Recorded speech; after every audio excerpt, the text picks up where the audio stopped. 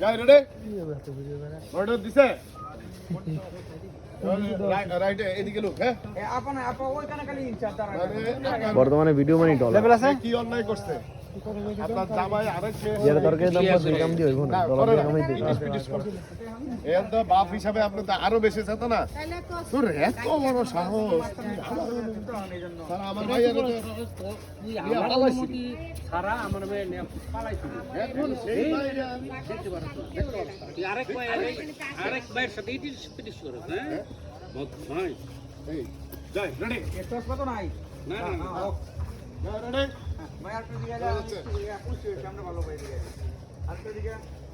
ও যাই রেডি ভাই একটু আছেন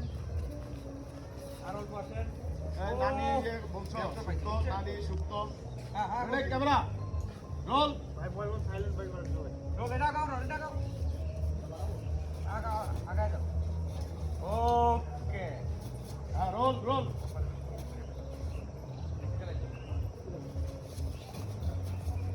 ওকে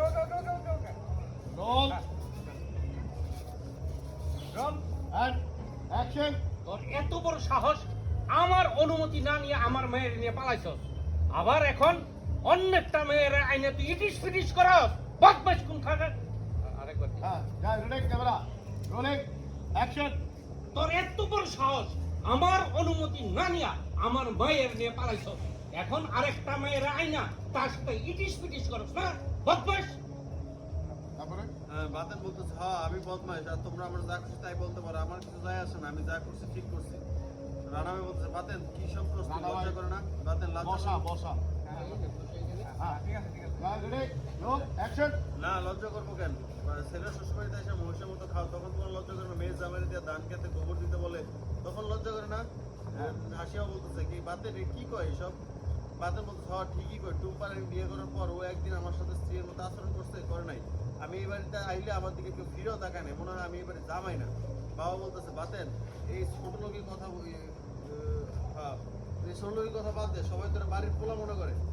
এবার বাতেন বলতেছে আমি বাড়ির পোলাও দরকার আমি বাড়ির জামাই হতে চাই আপনার ডায়লগ তোর চিন্তা আপনার অভিমান দেখে আমি অবাক হয়ে গেলাম তুই এই জন্য অন্য মেয়ের সাথে